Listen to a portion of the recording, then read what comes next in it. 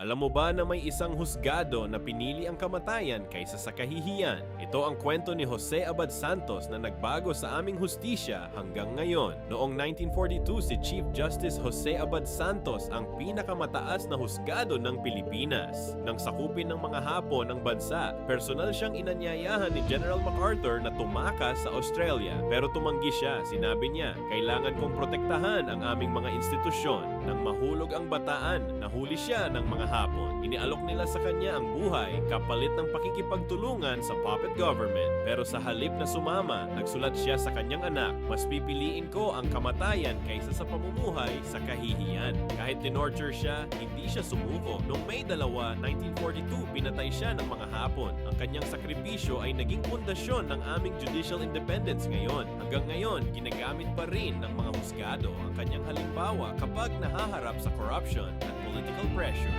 Lesson, ang prinsipyo ay mas mahalaga kaysa sa personal na kapakanan. Anong iba pang bayaning Pilipino ang dapat nating alamin?